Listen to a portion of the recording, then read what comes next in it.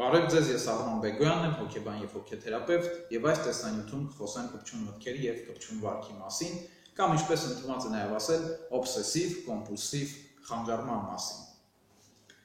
Օբսեսիաները կարելի է բնորոշել որպես անընդհատ կրկնվող որոշակի կայունություն և կպչունություն ունեցող մտքեր, մտապատկերներ, մտավախություններ, որոնք օրվա ընթացքում ավտոմատ կերպով առաջանալով ստիպում են մարդուն անընդհատ մտածել այդ բովանդակությունների մասին և ընդհանուր առմամբ բավականին մեծ անհանգստության և կամ դիստրեսի աղբյուր են դառնում։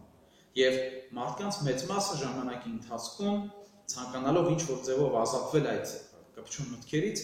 որոշակի գործողություններ է իրականացնում կամ փորձում է իրեն շեղել։ Սովորաբար այդ գործողությունները, որոնք նպատակ ունեն շեղելու կամ վերջ դնելու այդ մտքերին, ժամանակի ընթացքում կարող են դառնալ կոմպուլսիաներ կամ կպչուն վարք։ Այսպիսով, կպչուն վարքը կամ կոմպուլսիաները կարելի է բնորոշել որպես անընդհատ կրկնվող որոշակի կպչունություն ունեցող վարքատեսակներ, ինչպես օրինակ ձեռքերը լվանալն է, հաշվելն է, ինչ-որ բան ստուգելն է, օրինակ դուռը փակելն է, անջատել թե ոչ, նաև ինչպես մտավոր որոշակի գործողություններ, ինչպես նույնպես կարող է լինել մտքում հաշվելը, մտքում որոշակի բառեր, իրենց որոշակի հերթականությամբ կրկնել, աղոթելը նույնիսկ, և որոնց նպատակն ի վերջո տագնապի և անհանգստության, ինչպես նաև դիստրեսի,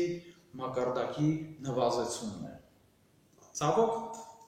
ոչ միշտ է, որ կոմպուլսիաները իրագործելիս կամ նմանատիպ ռիտուալային վարք իրագործելիս մարդը կարողանում է ձեռքազատվել տագնապից կամ անհանգստությունից կամ ասենք դիստրեսից, որը հետևանք է այդ կպչուն մտքերի։ Այսպիսով ստացվում է այնպես, որ ժամանակի ընթացքում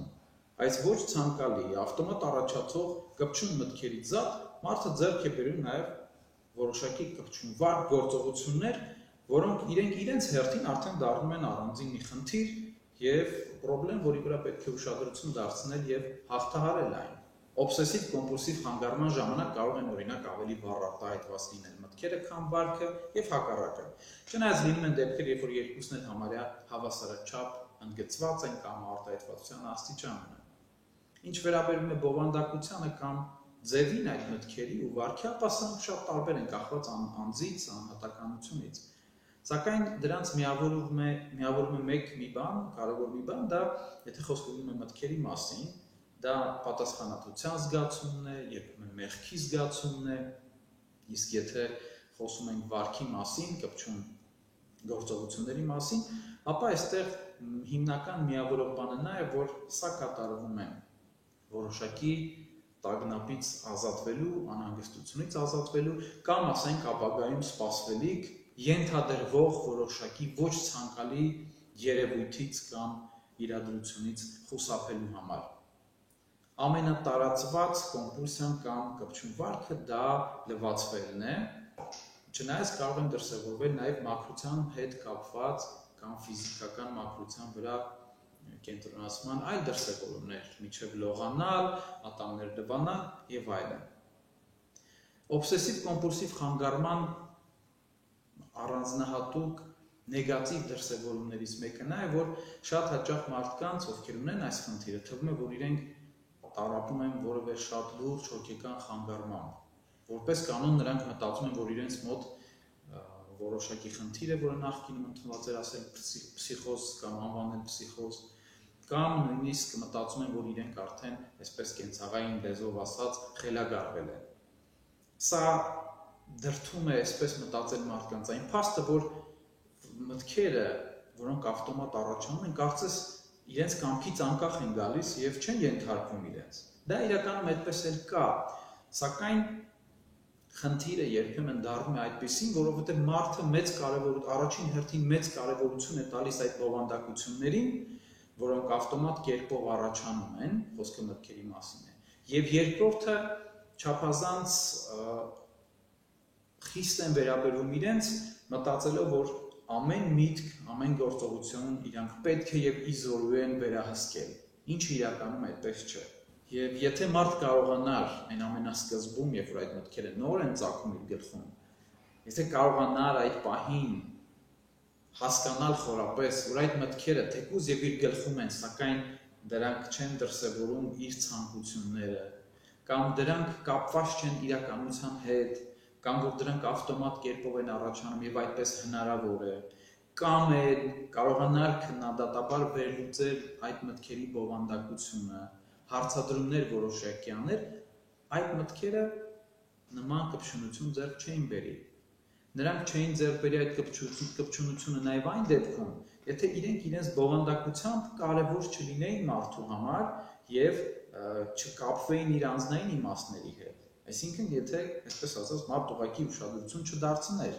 կամ ինչպես շատ հաճախ մեր մտերիմներն են ասում, թեթև տաներ դա։ Եվ խնդիրն հենց դրանում է, որ կպչունությունը առաջանում է կամ ամրապնդվում է այն դեպքում, երբ որ մարդ բավականին լուրջ է վերաբերվում այդ ավտոմատ առաջացած մտքերին եւ փորձում է դրանք վերլուծելու,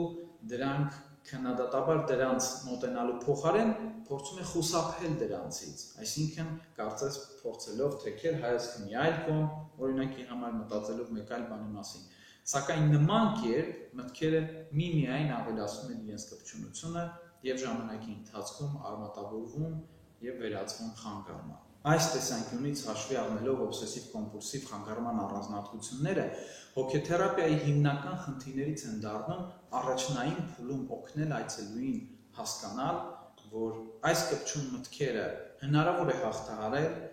որ այս կպչուն մտքերը թեկուզ եւ իր մտքերն են, սակայն սրանք ավտոմատ են առաջանում, որտեղ մեր գլխուղեղը կամ մեր նյարդային համակարգը անկախ մեզանից նույնիսկ ժամանակի ընթացքում տարբեր տեսակի տեղեկատվություն է հավաքում եւ այդ կուտակված տեղեկատվությունը հնարավոր չի որ չազդի մեզ վրա կամ ինչ-որ մի կերպ չդրսևորվի։ Կարևոր է նաեւ առաջնային փուլում օգնել այցելուին հասկանալ, որ խնդիրը լուծելու համար պետք չէ փախչել այդ երևույթից, այդ մտքերից, պետք չէ դրանք փորձել քշել, այսպես շեղելով ինքն իրեն, այլ պետք է դառնալ դեպի այդ խնդիրը ու աշխատել դրանց հետ։ Կարևոր է նաեւ օգնել այցելուին համոզվել, որ իր մոտ մեկ այլ, ասենք ավելի բարդ իր պատկերացմամբ ավելի բարդ հոգեբանական կամ հոգեկան խանգարում չէ, այլ հենց սա է, հենց կպչուն մտքեր եւ կպչուն վարք է իր մոտ։